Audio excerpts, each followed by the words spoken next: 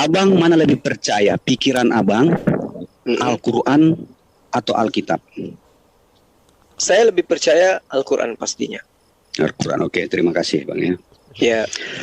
Lalu di mana dituliskan tentang Yesus di dalam Al-Quran? Assalamualaikum warahmatullahi wabarakatuh. Alhamdulillahirrabbilalamin. Berjumpa lagi di channel saya, Arham Nagae. Apa kabar semua? Semoga semuanya baik-baik aja ya. Oke, seperti biasa di sini saya akan menebarkan debat lintas agama antar Ustaz Suma dengan debater dari agama Kristen. Bagaimana keseruan debatnya? Langsung aja kita dengarkan. Selamat menyaksikan. Saya sudah menjelaskan berulang-ulang bahwa pengertian kami Esa itu bukan bilangan, ya, tetapi kata sifat. Di dalam sifat itu ada beberapa hal yang bisa disebutkan. Apakah 2, 3, 4 dan sebagainya, tidak saya tahu ya. Dan sifat atau unsur-unsur yang ada di dalamnya itu, beberapa hal yang disebutkan itu di dalamnya itu ya, makanya ada Bapa, Putra dan Roh Kudus. Dan ini secara manusia akan dihitung gitu loh. Tetapi sebenarnya kalau menurut iman Kristen, Tuhan kami itu tidak bisa dihitung. Ya kan? Bagaimana mungkin Tuhan bisa dihitung? Kalau Tuhan bisa dihitung berarti dia termasuk dalam sebuah bilangan gitu loh. Makanya kami sebut Tuhan kami itu Esa. Esa ya, tapi dia jamak gitu loh. Kemudian apa lagi tadi? Tadi sudah terganggu soalnya dari Bang Juma bicara dia waktu saya mau ngomong tadi. Sudah saya kumpul-kumpul gitu kan. Tinggal aja dulu Bang. Ya udahlah, itu aja lah. Sebentar aja, Abang ulangi lagi lah pertanyaan Abang. Itu aja Bang. Iya. Gitu Bang. Silakan. Udah, oke. Ya. Saya sudah menjelaskan tadi ya berulang kali ya bahwa Esa di dalam kami itu bukan sebuah bilangan. Tetapi kalau abang menghubungkan satu-satunya itu juga bukan bilangan. Bilangan itu 1, 2, 3, 4, 5. Tapi sebenarnya bahasa Indonesia saya juga kurang paham ya. Maksudnya satu-satunya tiada lain. Tiada yang lain itu sebenarnya. Hanya dia gitu loh. Itu sebenarnya kalau menurut saya bahasa yang benar gitu loh. Hanya dia gitu loh. Tuhan yang benar. Berarti hanya Bapa Tuhan yang benar. Dan di dalam Bapa itu sudah saya jelaskan. Ada Sang Logos dan hidup gitu loh. Dan di Logos itu adalah Yesus Kristus itu sendiri. Makanya kalau berbicara tentang Esa dengan umat Kristen ya mungkin kita berbeda pendapat Bang. Kalau abang menganggap bahwa Esa itu bilangan, ya kalau menurut saya Esa itu adalah kata sifat gitu loh. Contohnya yang saya pahami sampai sekarang ini, segala sesuatu yang dihubungkan dengan Maha itu adalah kata sifat. Maha baik, maha indah, maha lembut, itu kan semuanya sifat itu ya, termasuk Maha Esa. Jadi tidak ada bilangan yang dihubungkan dengan kata maha, karena yang dihubungkan dengan kata maha itu dalam bahasa Indonesia yang paham itu adalah kata sifat. Jadi keesaan Tuhan itu ada sebuah sifat gitu loh. Jadi satu kesatuan yang tidak bisa dipisahkan. Sifat itu kan sesuatu yang tidak bisa dipisahkan gitu, dia utuh gitu. Contohnya sifat air gitu ya, cair, nah, maka dia harus cair gitu loh. Kalau dia beku namanya bukan air lagi gitu loh. Atau kalau dipisahkan antara oksigen dan hidrogennya maka dia tidak akan menjadi air gitu. Dia jadi unsur atom gitu. Itulah sifat keesaan di dalam Tuhan kami. Ada Bapa, ada Logos dan ada hidup gitu Bang. Iya. Jadi saya rasa sudah ini Bang Handi udah udah kelar semuanya, bahwa apa yang saya uraikan berdasar terhadap data-data yang ada di dalam kitab saudara Kristen. Saya hanya ingin mengatakan bahwa kami umat Islam itu memahami sesuai dengan apa yang saya gambarkan tadi ya di dalam ayat suci Al-Quran, bahwa inna mathala Isa indallah kamathali Adam. Jadi semisal penciptaan Isa bagi Tuhan, bagi Allah itu seperti penciptaan Adam. Dia menciptakan dari tanah, kemudian dia berkata kepadanya jadilah, maka jadilah. Itu seirama dengan Mazmur 33 nomor 9. Sebab Tuhan berfirman, maka semuanya jadi. Dia memberi perintah, maka semuanya ada. Jadi Tuhan itu ketika ingin mencipta, maka dia cukup memerintahkan. Nah, Tuhan memerintahkan itu melalui firman-Nya. Ketika kemudian Yesus mau dicipta, Tuhan memerintahkan Gabriel untuk menyampaikan pemberitaan itu kepada ibunya, dan itu yang terjadi. Maria hamil. Demikian. Oke, terima kasih Bang. Cuman boleh saya bertanya kepada Bang satu aja pertanyaan yang mungkin akan Silakan. berpanjangan. Bisa? Oke. Abang mana lebih percaya, pikiran Abang, Al-Quran atau Alkitab? Saya lebih percaya Al-Quran pastinya. Al-Quran, oke. Terima kasih Bang ya. Ya, Lalu di mana dituliskan tentang Yesus di dalam Al-Quran? ya itu tadi Di mana? Kamasali Adam. Enggak, saya tanya di mana disebutkan Yesus di dalam Al-Quran? Tertulis nama Yesus nggak ada. Nama Yesus. Iya. Ya. Oke. Heeh. Menurut Abang siapa namanya di dalam Al-Quran? Isa. Isa, oke. Iya. Isa lahir di mana? Isa lahirnya di Yerusalem. Yerusalem di mana? Yerusalem di tanah Yudea. Di tanah Yudea di mana tempatnya? Tertulis di Al-Quran di mana? Dia dikatakan bahwa dia lahir di tengah-tengah Bani Israel. Ayatnya ada. Diterangkan dia diutus kepada Bani Israel. Bang, saya tanya lahirnya, Kita dari lahirnya dulu loh, Bang. Ya, Kalau kita nanti tidak diutusnya. dijelaskan di dalam Al-Quran bahwa Tidak dia lahir dijelaskan. di mana gitu. Ya. Lalu kalau Al-Quran tidak ada menjelaskan, kenapa Abang begitu cerdas menjelaskan tentang Yesus? Apakah Abang lebih pintar dari Al-Quran maksud saya? Lah, kan Al-Quran saya menerangkan. Nabi Isa alaihissalam datang kepada Bani Israel, mengajarkan Bang, saya Bani tanya. Israel untuk menyembah kepada Allah. Abang Terus? jangan mengajarkannya dulu. Saya tanya lahirnya di mana? Di kandang domba atau di bawah pohon kurma? Tidak diterangkan bahwa dia lahir di bawah pohon Hah? kurma. Enggak Cuma dijelaskan. diterangkan bahwa ibunya pada saat ingin melahirkan, dia berada di bawah pohon kurma. Tapi tidak dikatakan bahwa Yesus lahir di situ. Pohon kurma digoyang sama dia. Lalu Ya. dia berjatuhan, benar gak? Ya sudah. Yesus lahir tidak di apa loh Bang? Tidak di bawah pohon kurma, tapi dia lahir di palungan. Ya, Dan itu di versi, Bethlehem itu itu, versi kitab yang dibikin tahun 1954. Iya. Itulah versi kami Bang, versi kami ya, versi terus? kami yang seharusnya tidak boleh Abang jadikan sebuah referensi untuk meyakini keyakinan Abang, itu loh maksud saya.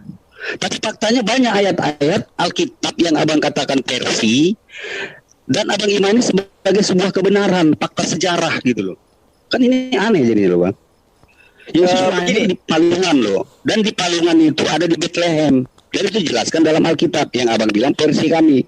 Dan di Bethlehem itu tidak ada pohon kurma. Karena dia terletak 625 meter di atas permukaan laut. Disebut dia Bethlehem karena di situ ada tumbuhan jelai dan gandum. Silakan Bang. Iya. Kalau Al-Quran itu bukanlah sebuah kitab yang sifatnya menceritakan orang per orang. Al-Quran itu bukan kitab biografi. Cuman kalau kita berbicara mengenai apa yang diterangkan di dalam Al-Quran, di tanah Negeb dan lembah Yordan itu, lembah Yeriko itu disebut sebagai kota pohon korma. Dan itu ada di liputan wilayah Yerusalem. Itu di dalam Ulangan 34 nomor 3. Tentang kebenarannya wallahu alam. Yang Islam pahami kemudian adalah in huwa illa abdu an'amna alaih wa ja'alnahu mathalan li Bani Israel. Siapa nabi yang diutus kepada Bani Israel yang lahir tanpa ayah, yang mengajarkan hikmat Injil kepada Bani Israel. Kami mengatakan dia itu adalah Nabi Isa. Tidak ada lain. Tidak ada lagi nabi yang diutus kepada Bani Israel yang lahir tanpa ayah kecuali Nabi Isa alaihissalam. Dan dia oleh Allah diterangkan in huwa, Isa itu illa, ya, tidak lain abdun, hanyalah hamba, anak amna, ya, jadi dia ini dikatakan sebagai seorang hamba yang diberikan kenikmatan alaih padanya, wa ja'alnahu, ya, dan diterangkan oleh Allah, dan kami jadikan dia mathalu, contoh, libani, bagi keturunan, bagi anak-anak Israel atau anak-anak Yakub. Itu yang diterangkan Al-Quran. Nah, sehingga kita hidup berdampingan nih, Kristen Islam nih. Yang satu mensiarkan Yesus, yang satu mensiarkan tentang Isa alaihissalam. Itu Bang. Oke, terima kasih Bang ya. Saya masih ingat perkataan Abang mengatakan bahwa Kristen itu adalah kafir ya. Iya. Bukan Nasrani ya, bukan Yahudi, Iya. kafir. Kafir itu artinya adalah segala sesuatu orang-orang yang tidak percaya kepada Allah dan Nabi Muhammad ya. Oke. Lalu sekarang Abang katakan kita hidup berdampingan. Ini aneh ini saya rasa ini. Satu sisi Abang mengatakan bahwa kita itu tidak ada hubungan sama sekali. Dari satu sisi Abang sekarang katakan kita berdampingan gitu loh. Oleh karena itu saya heran ketika Abang begitu cerdasnya, begitu jelasnya, begitu semangatnya menceritakan tentang Yesus sampai titik komanya menurut Abang. Padahal Al-Quran sendiri tidak ada menceritakan tentang Yesus yang lahir di kandang domba, di palungan gitu loh. Yang tidak bisa bicara sejak buayan gitu loh. Ini yang saya kadang-kadang saya tanya. Lalu Abang itu pengetahuan Abang itu dari mana? Padahal Abang sendiri mengatakan bahwa segala yang Abang percaya itu adalah Al-Quran gitu loh. Bolehkah Abang berbicara sebuah keyakinan padahal itu bertentangan dengan Al-Quran? Terima kasih Bang. Ya. Jadi Al-Quran itu menerangkan sesungguhnya kafirlah orang-orang yang mengatakan bahwasanya Allah adalah salah satu dari yang tiga. Ini yang diterangkan oleh Al-Quran. Nah, sekarang kita berdampingan itu maksudnya di negara kita ini kita duduk bersama-sama. Kristen, Islam. Dua agama yang sama-sama mengklaim dirinya sebagai agama benar dan sama-sama sebagai agama syiar. Nah, tugas saya kemudian adalah menyadarkan umat Islam ya tentang ajaran Islam itu sendiri, bahwa tetangga kita mengajak orang-orang yang sudah punya agama untuk kemudian menyembah Yesus yang kita umat Islam mengenalnya dengan sebutan Nabi Isa alaihissalam. Kalau kemudian saudara mengatakan di Al-Quran tidak diterangkan, tidak bisa jadikan acuan kitab Anda untuk menilai Quran. Kitab yang hanya terjemah tidak bisa kemudian dijadikan sebagai sandaran untuk menilai kebenaran Al-Quran. Kebalik, Al-Quranlah yang harus dijadikan sandaran untuk menilai kebenaran yang ada di dalam kitab Anda. Karena kitab Anda hanya terjemah. Tidak ngerti kita tentang original teksnya yang sesungguhnya itu seperti apa. Yang datang dari Yesus itu kayak mana. Tidak ngerti kita. Yang saya pahami kemudian setelah saya belajar tentang perbandingan agama, bahwa kitab yang dituliskan tentang Yesus itu adalah kesaksian-kesaksian orang yang dikumpulkan berdasarkan atas hasil penyelidikan mereka. Sementara Al-Quran banyak menerangkan bahwa ahli kitab itu gemar kemudian menyembunyikan dan merubah firman Tuhan. Bahkan kalau kita melihat salinan yang tertulis dalam terjemahan kitab Anda, memang ada banyak data-data itu tertuang di sana. Bahwa ada perubahan-perubahan yang tadinya dikatakan tertulis di Torah, ternyata tertulisnya di kitab Nabi, kitab Tanak yang lain. Adanya di Yesaya, adanya di Mazmur. Coba. Itu data kemudian. Sehingga ketika saya mengatakan kita berdampingan, memang betul. Islam Kristen itu berdampingan di negara ini. Dan bahkan teman-teman Kristen menyebut Tuhannya juga dengan sebutan yang sama. Kitabnya juga disebut dengan kitab yang sama. Rasulnya pun pengajar agamanya pun disebut dengan sebutan yang sama. Nah sekarang siapa yang meniru? Apakah Al-Quran ini mengambil kata Bible atau Bible yang mengambil kata Alkitab? Apakah Muhammad SAW yang mencomot kata Rasul ataukah Paulus yang mencomot kata Rasul? Itu loh yang harus saya jelaskan. Makanya saya katakan saya memang harus mahir. Saya memang harus pandai tentang kitab Anda. Karena saya menjaga umat. Saya garda terdepan di dalam membentengi umat dari pemurtadan. Sahabat saya, Saudara Ginting, ya teman-teman MMCI di sini lagi nyimak saya berdialog. Kemarin teman saya menjemput salah satu anak dari umat Islam, 16 tahun umurnya, masih di bawah umur itu dimurtadkan. Dan Alhamdulillah sekarang kami sudah ada di dalam kekuasaan kami. Dan orang yang memurtadkan itu sudah kembali ke Papua Irian Jaya. Ini data Bang, bahwa memang kami umat Islam harus menjaga generasi kami agar tidak mudah diperdayai dengan adanya ajaran yang ke-Islam-Islaman. Itu, saya mohon maaf, saya harus utarakan itu. Kalau Abang bertanya, kenapa kamu lebih paham?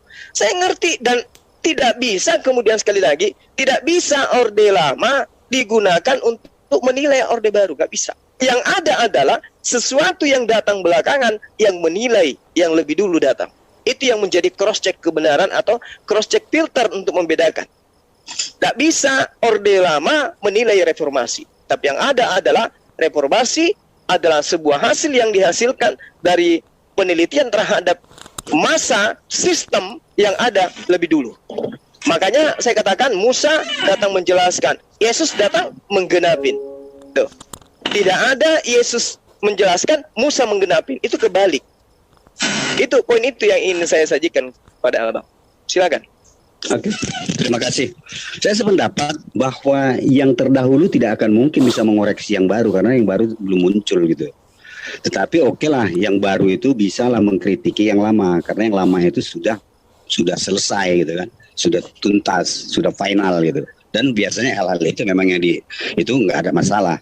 Kemudian satu tentang bahasa, saya kadang-kadang heran begitu ya, ketika ada orang memperbincangkan tentang bahasa-bahasa yang gunakan. Sebenarnya bahasa ini apa sih?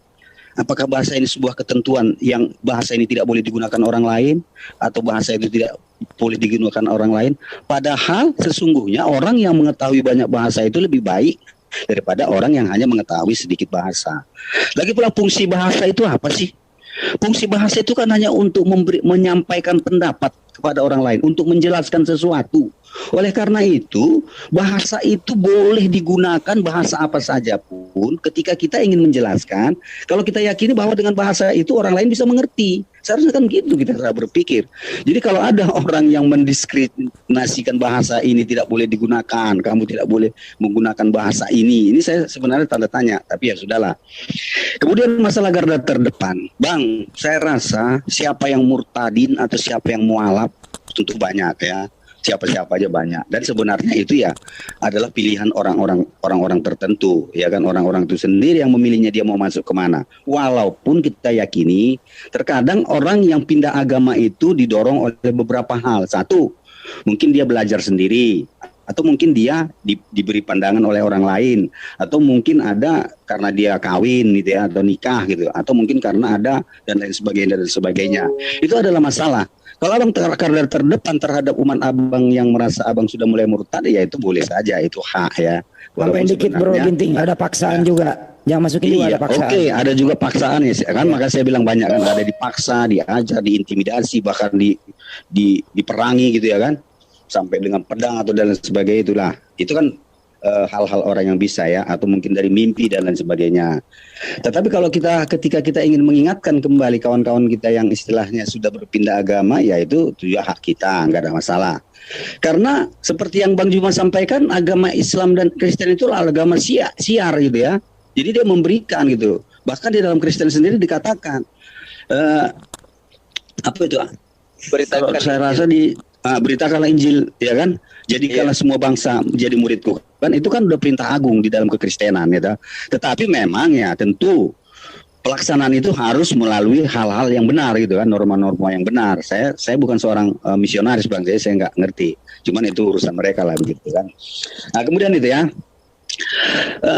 Kita tadi berbicara tentang agama Bang, bukan tentang kewarganegaraan. Oleh karena itu makanya saya berpikiran bahwa kok kita berdampingan, sedangkan kita berdiskusi bukan tentang kewarganegaraan gitu loh, artinya tentang keyakinan. Bahkan sejak awal Abang mengatakan bahwa Kristen itu tidak ada hubungan dengan Islam karena Kristen itu kafir. Yang dibicarakan Al-Quran itu bukan Kristen, tapi Yahudi dan Nasrani, bukan Kristen gitu loh. Saya ingat sekali tuh Abang pernah mengatakan gitu. Kemudian saya tidak menggunakan, saya sebenarnya boleh Abang perhatikan ya, saya tidak pernah menggunakan Al-Quran ya, ayat-ayat Al-Quran untuk mendukung keimanan saya. Memang saya akui ya, ada beberapa juga ya teman-teman saya Kristen kadang-kadang menggunakan ayat-ayat Al-Quran untuk mendukung tentang Yesus Kristus gitu. Tapi saya nggak mau mencampuri lah itu. Itu bagaimana pemahaman mereka, urusan mereka. Tetapi sepanjang Abang ketahui, bolehlah Abang lihat. Saya tidak pernah menggunakan ayat Al-Quran untuk mendukung ayat Alkitab gitu loh. Saya kalau ayat Al-Quran yang saya pertanyakan sesuatu yang mungkin perlu saya pertanyakan gitu kan. Kemudian terjemahan ya. Memang ya di dalam kekristenan ini terjemahan itu suatu hal yang sangat diperlukan gitu. Kenapa? Karena dengan terjemahan itulah maka pesan-pesan daripada Alkitab itu sendiri, kitab suci itu bisa diterima dengan mudah gitu. Oleh karena itu ya saya rasa Al-Quran sendiri pun sudah mulai diterjemahkan ya ke segala bahasa gitu. Tujuannya tentu hanya satu, bagaimana supaya umat lebih mudah memahaminya. Hanya persoalannya ada memang sedikit perbedaan yang harus kita akui. Kalau Al-Quran ditulis dengan bahasa Arabnya gitu ya. Cuman Alkitab kami itu tidak ditulis dengan bahasa aslinya seperti bahasa Ibrani dan Yunani. Mengapa seperti itu saya juga nggak tahu gitu ya. Apakah karena Kristen juga sudah percaya bahwa terjemahan itu tidak akan mungkin dipolitisir, atau kalaupun ada yang salah tentu masih ada pertinggal. Contohnya ya di dalam aplikasi itu kan sudah ada tuh Alkitab bahasa Ibrani, Alkitab bahasa Yunani ya, dan itu sudah tersimpan. Dan tentu ketika Alkitab bahasa Ibrani dan Yunani itu dituliskan pastilah ada pertinggalnya kan, cetakannya itu kan, tulisannya kan. Tidak mungkin segala sesuatu dituliskan di dalam aplikasi dunia maya tapi hard copy-nya tidak ada gitu. Saya yakin, cuman di mana dia saya pun nggak tahu gitu. Dan saya yakin bahwa apa-apa yang dimasukkan dalam aplikasi Alkitab itu yang bahasa Ibrani dan bahasa Yunani itu pastilah ada ya, hard copy-nya pasti ada. Itu saya maksud. Saya rasa itu Bang penjelasan saya. Terima kasih. Oke, baik. Jadi gini, yang pertama yang saudara saya katakan mengenai bahasa. Contoh misalnya ya, di dalam Al-Quran dikatakan tentang penyebutan Rasul. Wa ma arsalna min qablika mir rasulin illa nuhi ilaihi annahu la ilaha illa ana fa'budun. Kami tidak mengutus seorang rasul pun sebelum engkau Muhammad, melainkan kami wahyukan kepada mereka bahwa tidak ada Tuhan yang berhak disembah selain aku. Ini loh.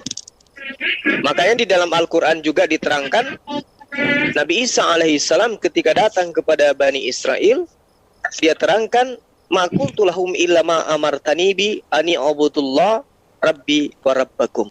Berarti apa yang diterangkan di dalam Al-Quran menerangkan bahwa tidak ada seorang nabi kami utus, rasul kami utus selain mengajarkan kepada mereka untuk menyembah hanya kepada Allah. Nah, berarti kalau ada orang yang mengaku sebagai rasul lalu kemudian mengajarkan menyembah selain daripada Allah yang gaib, ini bukan rasul. Jadi kalau dia dinobatkan sebagai rasul, keliru, nyakitin hati umat Islam. Karena yang disebut rasul itu seperti wama Muhammadun illa rasul kada halat min qablihir rusul. Itu yang disebut rasul, yang mengajarkan tentang menyembahnya kepada Allah. Nah, terus kemudian wa qulil haqqu min rabbikum. Ini jelas bahwa kebenaran mutlak itu datang dari Allah. Tidak bisa kemudian kebenaran itu dianggap sebagai sebuah kebenaran ketika datangnya bukan dari Allah. Sesuai dengan Al-Quran berkaitan dengan kata rasul. Jadi kata rasul itu nggak bisa dinobatkan kepada sembarang orang. Jadi kalau misalnya sahabat saya mengatakan, kenapa itu menjadi permasalahan? Oh, harus jadi masalah. Sama seperti misalnya gini, mohon maaf, kata pendeta itu adalah gelar yang diberikan kepada gembala di gereja. Orang yang suci, orang yang dianggap orang yang dituakan. Tidak semua orang bisa disebut sebagai pendeta. Jadi kalau misalnya ada orang, kita menggantikan kata pendeta ini, kita kasih julukan untuk seorang yang misalnya pemerkosa, setiap ada pemerkosa, oh itu adalah pendeta. Maka ketika menyebut pendeta, maka yang muncul adalah pemerkosa. Itu menyalahi kaidah agamanya orang. Gak boleh maling ayam disebut pendeta, karena pekerjaannya gak boleh.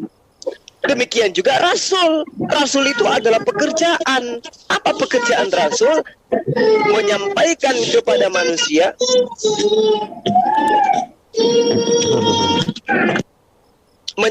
kepada manusia agar hanya menyembah kepada Allah. Jadi kalau ada yang mengajarkan menyembah juga kepada manusia, kepada roh-roh, itu bukan rasul. Maka kemudian bahasa itu penting. Gitu Bang, bahasa itu penting. Tidak bisa dianggap sepele itu. Apalagi bahasa sakral di dalam sebuah agama.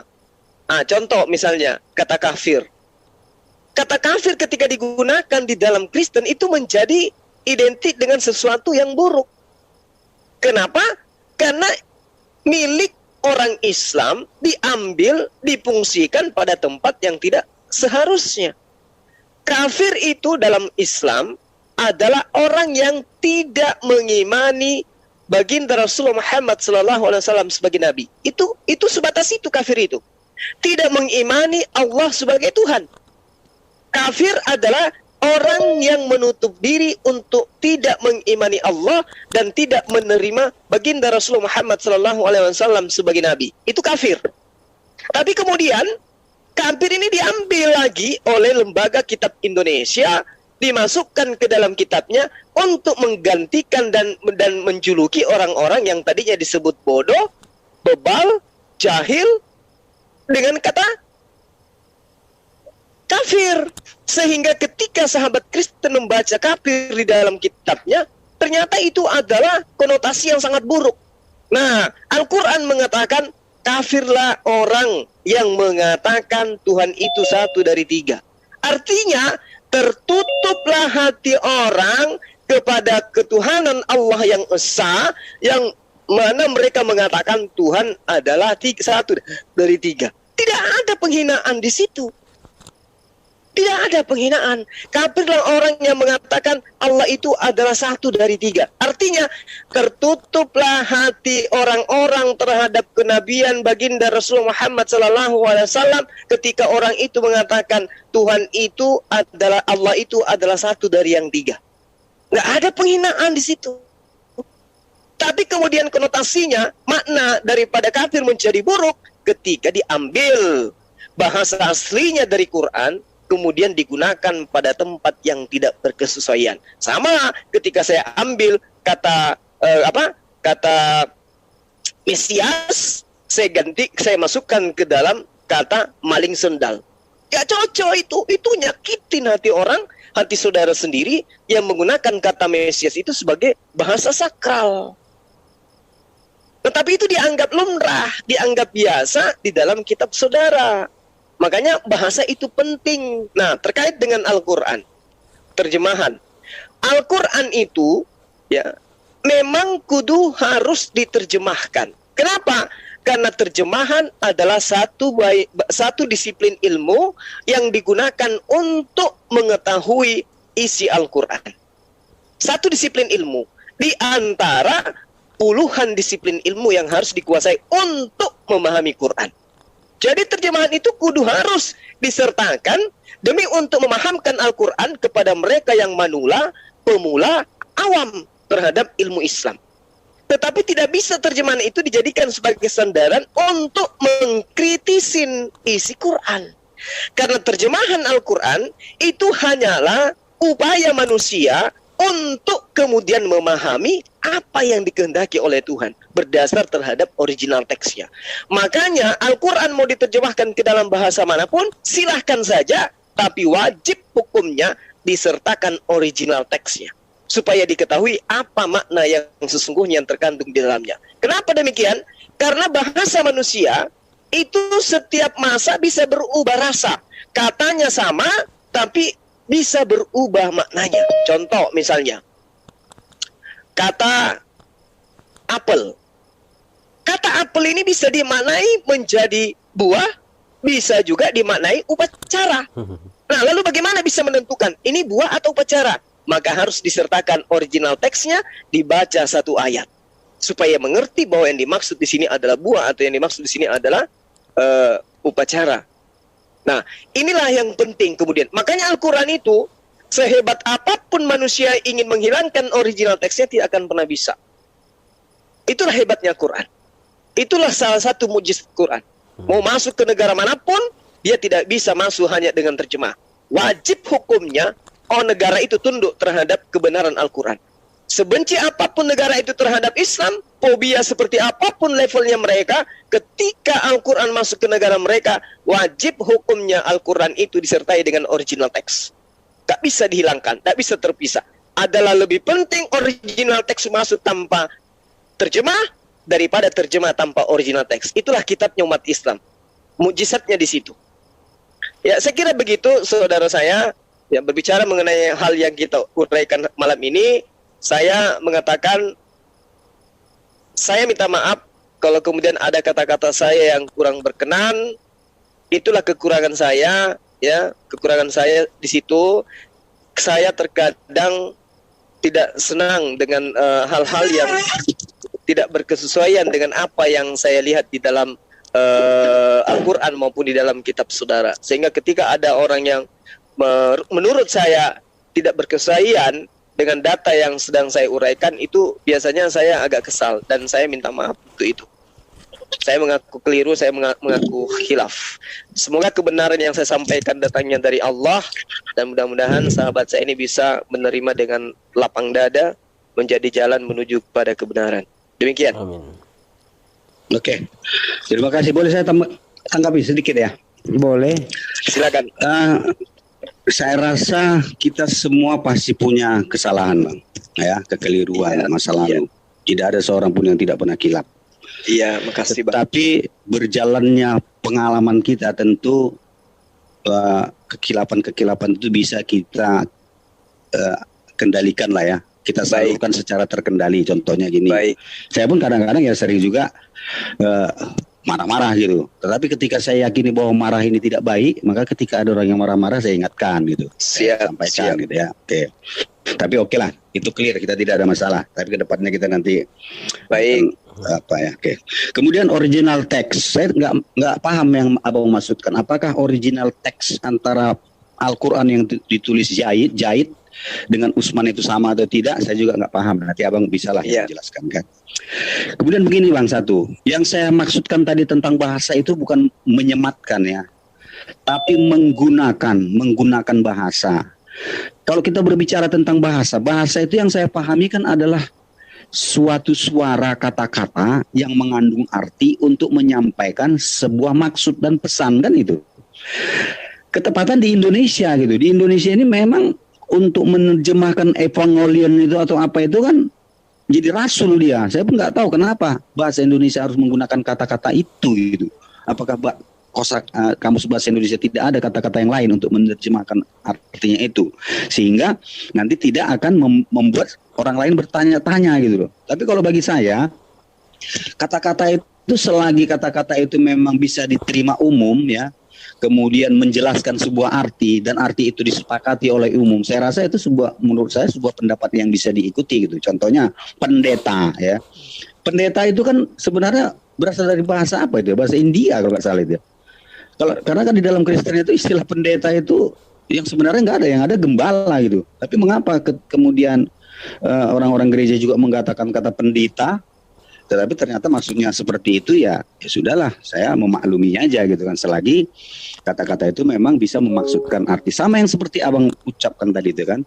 Apel itu kan, apel bisa dua arti ya, bisa jadi upacara, bisa jadi buah gitu kan, atau bisa juga nanti pacaran. Apel itu bisa tuh, ayo kita apel kan, padahal dia mengunjungi pacarnya gitu kan.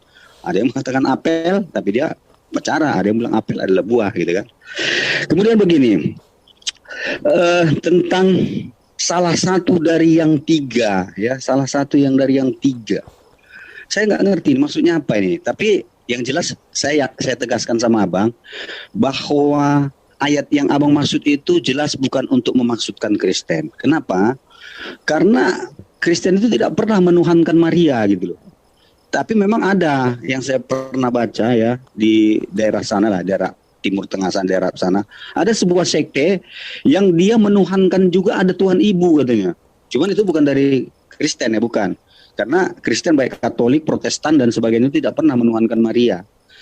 Yang tiga yang dimaksud itu adalah Bapa, Putra dan Roh Kudus. Nggak ada itu Bapa, Putra dan Maria, nggak ada, tapi Roh Kudus itu loh. Jadi itu ya. Tapi saya hanya tadi ingin menjelaskan bahwa sebenarnya bagaimana kok abang bisa menjelaskan tentang Yesus yang demikian panjang lebar ya, luas.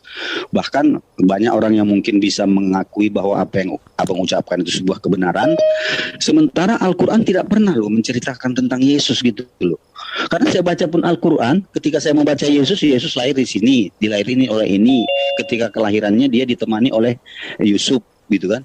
Tetapi ketika saya membaca Al-Quran, bahwa Isa itu dilahirkan oleh Maryam di bawah pohon kurma tanpa ditemani siapa-siapa gitu loh. Sementara Maria itu sejak mulai untuk mengadakan penghitungan sensus penduduk itu ke Bethlehem itu senantiasa bersama-sama dengan Yusuf gitu loh. Sehingga ketika Yesus lahir pun orang tidak menganggap dia berzina karena orang melihat bahwa dia itu sudah bersuami gitu loh. Itu pandangan pada saat itu, walaupun Kristen mengatakan bahwa Yesus belum bersuami bro, maaf saya potong, belum bertunangan. Ya oke lah, ada pasangannya gitu lah, oke saya tarik ya. Masih pasangannya bertunangan di situ Lukas 2. Dan mereka menganggap itu sudah suami istri karena di dalam belum resmi, masih bertunangan. Iyalah. Lanjut. Tapi orang-orang menganggap bahwa dia sudah suami istri gitu kan. Itu kan pandangan orang ya. Tapi bagaimana orang, faktanya belum. Iya, dengar dulu Bang. Ya. Bagaimana faktanya, hasilnya apa orang itu tentang itu. Ada tradisi Yahudi kan saya nggak tahu. Tetapi yang jelas orang-orang saya rasa ya menganggap bahwa mereka sudah suami istri. Sehingga ketika Yesus lahir mereka tidak akan mengatakan itu perzinahan gitu. Beda dengan kelahiran Isa gitu kan. Di mana ada sebuah kisah bahwa Maryam itu dituduh berzina karena tidak punya pasangan gitu loh. Jadi makanya saya bilang, tapi ya Bible juga ada sama. Tapi terima kasih lah ya karena abang bisa menceritakan Yesus, padahal Al-Quran tidak ada menceritakannya. Tapi saya yakin ya bahwa ternyata untuk belajar itu kan tidak harus satu kitab saja gitu. Itu saja yang mungkin saya perlu sampaikan, Bang. Terima kasih. Oke, baik. Oke, debater dari Kristen ini saya juga salut ya mendengarnya karena dia tidak pernah marah-marah seperti debater Kristen lainnya ya kalau berdebat dengan Bang Suma ya.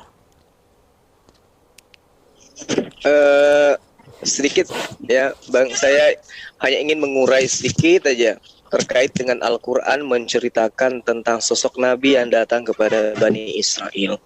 Jadi gini, kalau kita ingin mencari benang merahnya, Yesus itu bukanlah nama asli daripada sosok manusia yang lahir tanpa ayah. Kalau kita lari kepada bahasa Yunaninya Bang, di dalam Matius 1 yang diceritakan tentang tentang namanya dia yang dilahirkan oleh Maria. Matius 1 nomor 21, di situ diterangkan to onoma auton eison. Ison, bahasa asli daripada Yunani itu ison. Itu di dalam Matius 1 nomor 21. To onoma auto ison. Kemudian ketika dia dipanggil dengan panggilan bahasa Aramaik yang digunakan oleh orang sebangsanya, bahasa Ibrani, ya, ia disebut dengan sebutan Isa. Kenapa I? Karena di situ diawali dengan huruf Y, Yesua. Berarti ya dibaca I di dalam alfabet Romawi, maka dia berubah menjadi Isa. Lalu kemudian Yesua ketika diterangkan dalam kitab sahabat Kristen dalam bahasa Ibrani, Etzmo Yesua. Nah, ini ketika dia digunakan kemudian di dalam bahasa Arab yang tadinya Iswa berubah menjadi Iswa, itu bergeser menjadi Isa. Nah, yang saya tidak ngerti ini Yesus. Ini murni bahasa Yunani.